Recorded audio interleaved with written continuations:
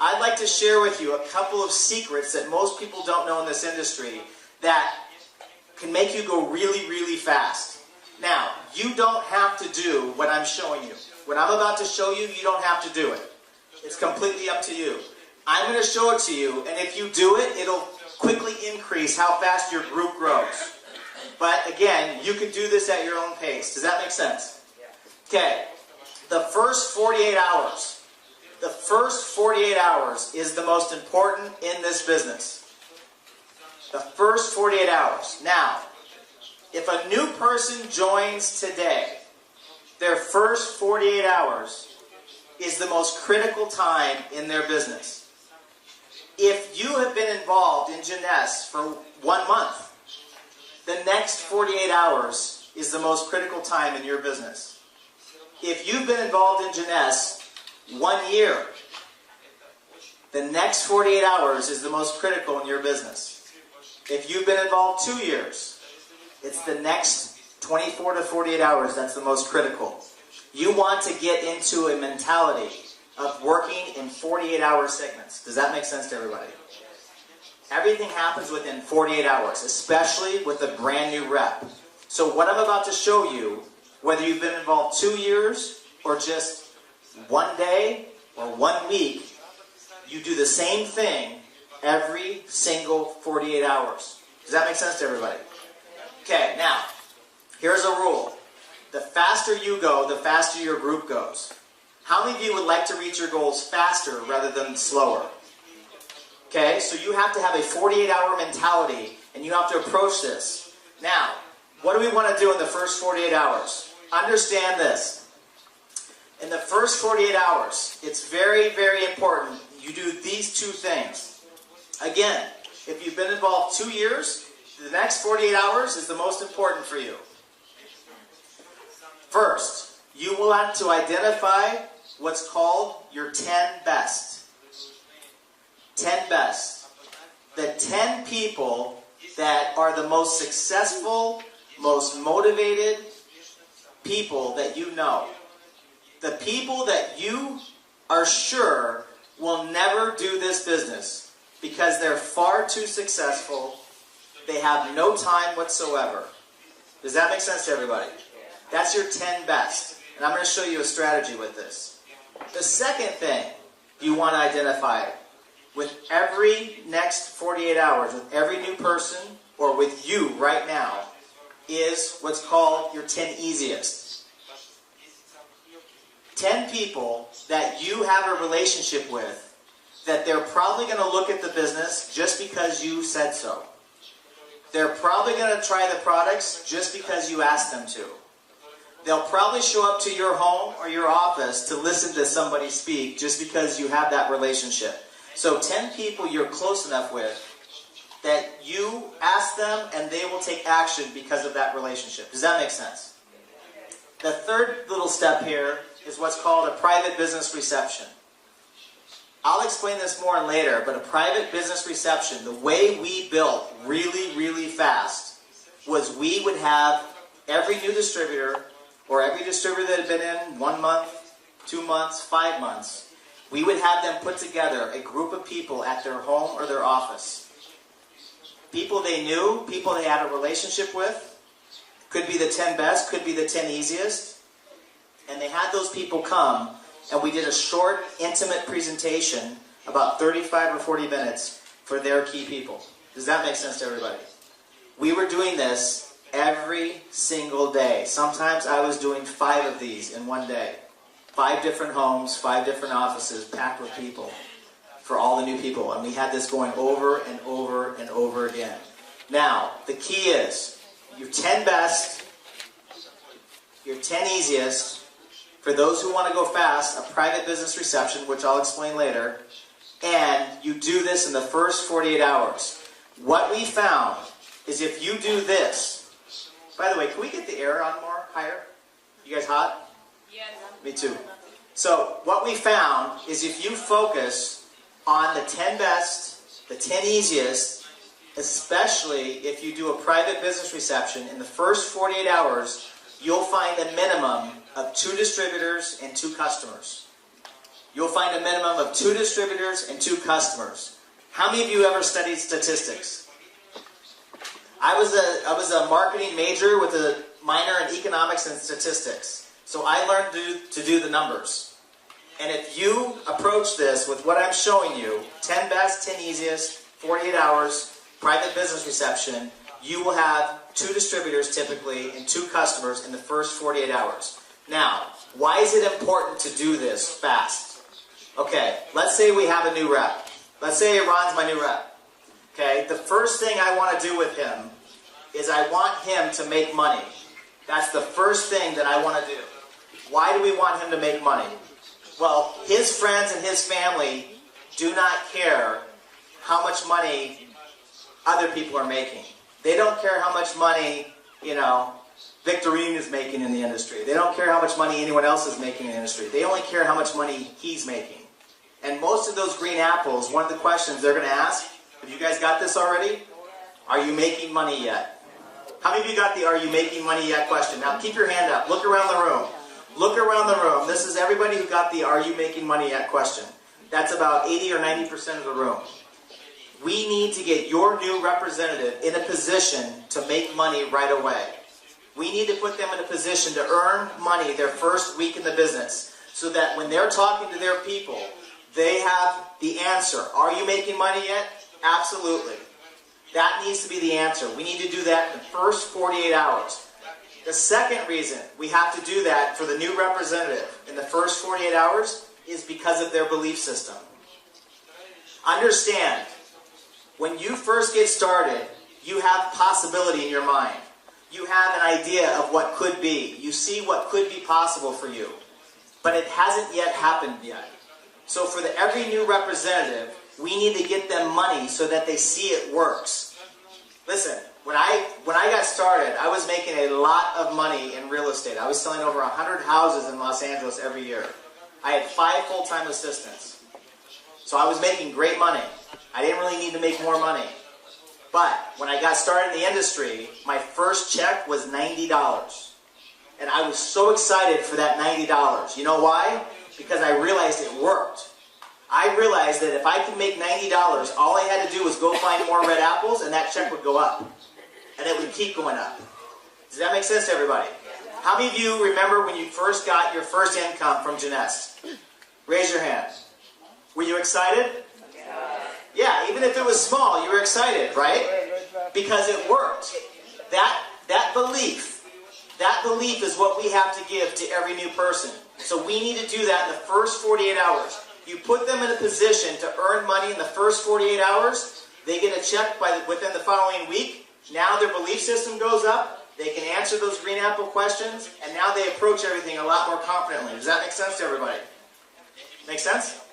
Okay. Now, this is probably one of the most important things you'll ever learn right here. Okay? This right here.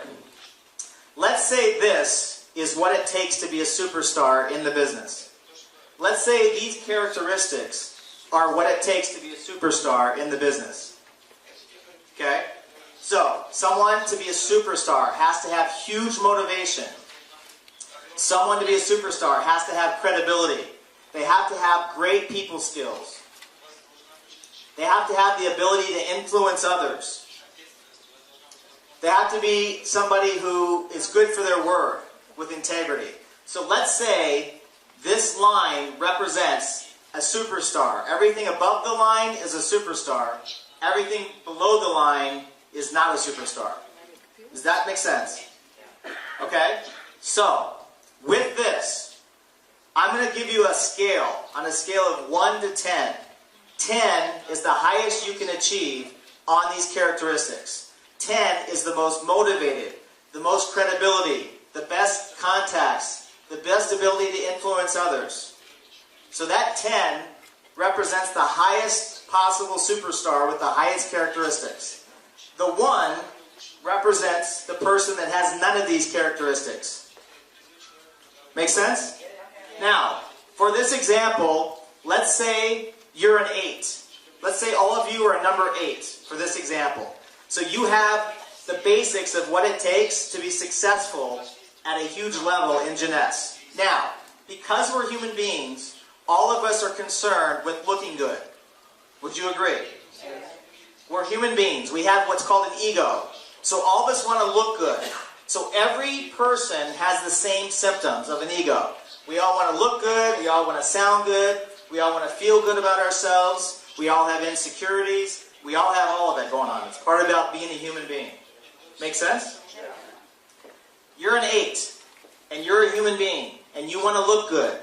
So when you start making your list of the people that you want to talk to about this business, right away, what do? You start thinking about people that will listen to you. You start thinking about people that you can talk to, and they're going to take a look just because you said so. You start thinking about people that you can make every mistake, and they're still going to look up to you. You start thinking about people that respect you. How many of you have done this? Make sense? You don't know you do this. You didn't even know you do this. I'm going to show you something you're not even aware of. What happens is you call the people that you feel comfortable with. So you call people that look up to you, typically. So, if you're an 8, you're going to call someone who's a 7. And the 7 gets involved, and the first thing they do is they want to look good too. They want to call the people that they feel comfortable with. They want to call the people that they know will listen to them. So they start calling the 6s. And the 6s want to look good too. So they start calling the 5s. Who call the 4s. Who call the 3s. Who call the 2s. Who call the 1s. And finally we get down to Uncle Avi. Right? Uncle Avi, who's been unemployed for 37 years. Right? Who lays on the couch, complaining, watching soap operas, drinking beer, talking about the good old days 37 years ago. Right? How many of you know an Uncle Avi? Right? So we think that we're going to magically call Uncle Avi, and he's going to listen, and he's going to immediately jump up out of nowhere and say, oh my gosh, my life has changed. This is the best thing I've ever heard. Thank you. And go crazy, right? We think that's going to happen. Well, most of the time, we call people that we think will listen to us, or we call people that we think need the business. How many of you have done this? How many of you call people you think need the business? Keep your hands up and look around the room. Look around the room. Everybody does this. It's natural. I did it. You did it. We all do it. Here's the rule. Do not prejudge anybody. You want to call everybody. You want to give this possibility to everybody in the planet. You want to call the people who you think need this. Give them a chance. You want to call the people you think really need the money or could use this. You want to call everybody. But I'm going to show you a secret. I'm going to show you a secret. How many of you ever heard the statement, past success is a good indicator of future success? Your past success is a good indicator of your future success. If you want something done, typically you give it to a person who's busy because they find a way to get it done fast. Let me ask you a question. If you were going to start a multi-million-dollar business, who would you want to run the company?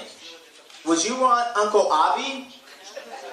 Or would you want someone who's successful, motivated, sharp, intelligent, who has a track record of success to run your multi-million-dollar company? Now, again, don't prejudge. Give every person the opportunity to become something that they're not or become more than they can be. However, what happens is most people call people that may need it desperately. And then they call people who need it desperately. And they call people who need it desperately, who call people who need it desperately, who call people they need it desperately. And pretty soon you're in a group of people that are not motivated. They don't connect well with people. They don't have a lot of credibility. They don't have a track record of success. And you think you're going to build a huge team with these people. Does this make sense to everybody? Okay, here's the thing.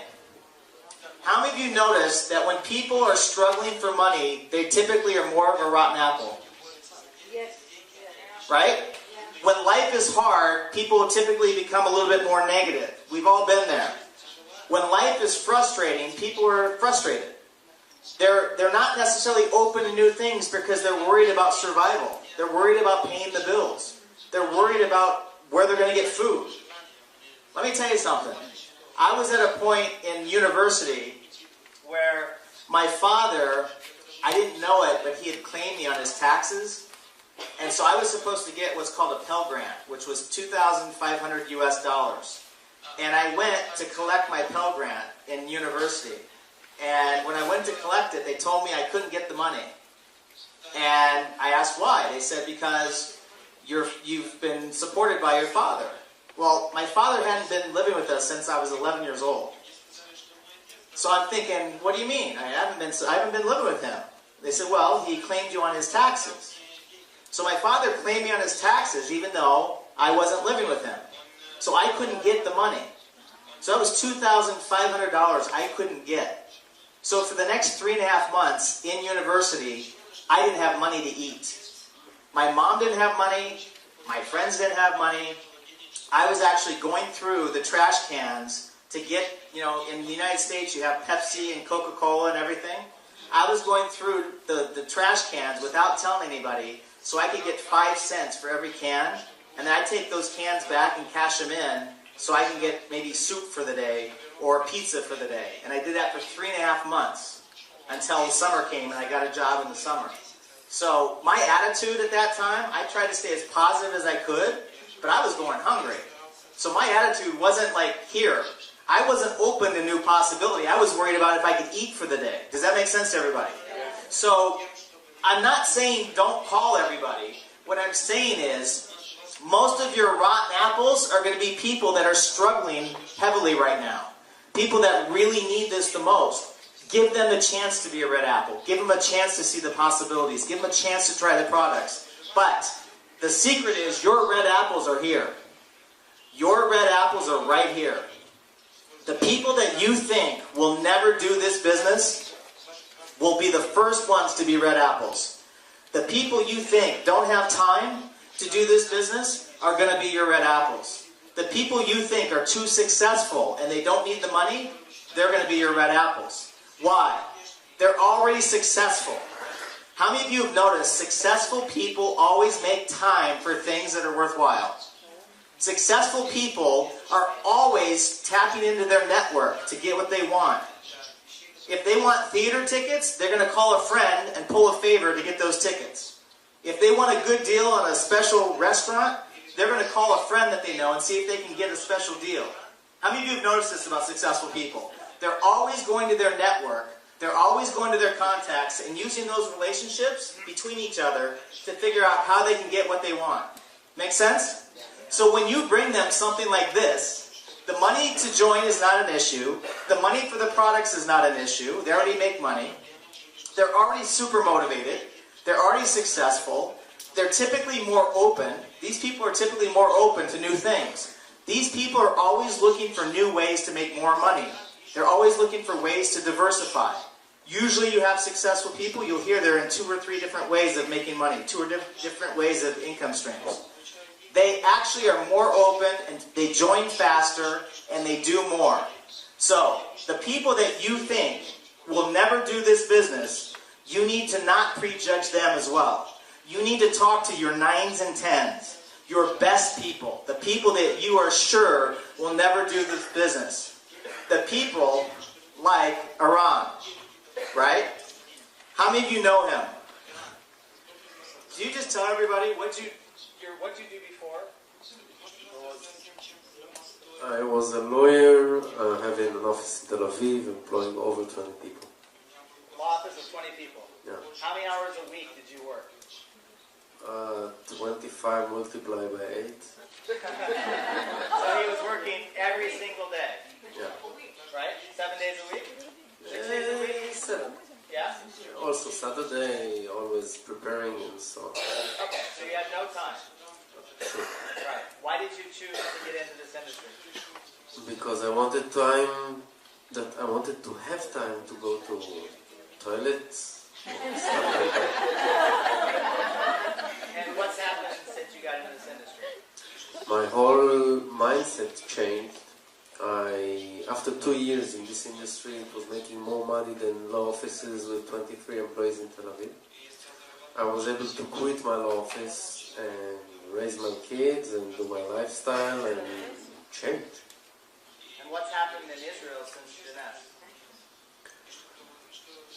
You saw yesterday that it's growing and it's soon, really soon, it's going to boom. Absolutely. Yeah. Okay, so this is a 9 or 10. Does that make sense? This is one of your 9s or 10s. This is one of the people that you typically would not call. Attorney, too busy, too successful, over 20 people in his office. There's no way he's going to do Jeunesse, correct? No way. You want to bet? First one to be a red apple. The first one to be a red apple. How many of you wouldn't mind have sponsoring Iran before? How many of you wouldn't mind getting paid on everything he does? Make sense? Let me tell you, with me, I didn't have any time. 90 hours a week I was working. But my sponsor had enough insight to call me. She called me and took a shot at it. She didn't prejudge me, and I thank God for that because she changed my life and thousands of people's lives. She called what she felt was one of her best people. That best person, the first 2 days, my first 48 hours, I put 62 people in my living room. 62 people. All of those people made 100,000 or more, and this is 1996. I called my friends and said, get over to my house. 62 people. 6 joined right away. Some of them were green apples, some of them were rotten apples. To me, it didn't matter. I didn't care. Within 19 months, I replaced my real estate income. Within that time, I think about 90% of them ended up joining later. Does that make sense? But I built my entire group of teaching people, call everybody, but go after the 9s and 10s first. The 9s and 10s are the people that are going to make you the most money. One of your 9s or 10s will bring you the same income as 100 of your 1s or 2s. One of your 9s or 10s will bring you the same income. I was going to meetings because we started to build off 9s and 10s. We found our red apples were in the 9s and 10s, the people that were far too busy, far too successful, would never do it. We started to go to these people, right? And literally, as we went to these people, they were putting 20, 30, 40 people in a room. I was showing up within 2 days of them joining, and there was 30 or 40 people in the room because they had influence over others. They had credibility. And most of those people joined just because this person joined. Does that make sense? So what would you rather do?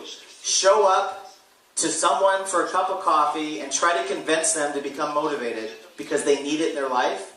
Or show up to a room of 20 or 30 people where everybody joins just because that person's in? You want to go fast? Yeah, you do both. But give everybody the opportunity, but most people do not call these people. Most people prejudge their most successful people, and they already make a decision for them that they're not going to be interested. When actually, these are your red apples. Does that make sense to everybody? You do that, let me tell you, the sky's the limit. I have on my phone, for anyone who wants to see it, I taught this to some of the diamonds in Los Angeles. You want to know how the group went from 40 to 500 in 2 weeks? That. They started calling people. The 9s and 10s that they'd never called. Those people started to come with 2, 3, 5, 10 people. Those people started to come with 15 people. And within 2 weeks, it went, and that meeting was just under 500 people where Scott and I did it for Super Saturday 2 weeks later.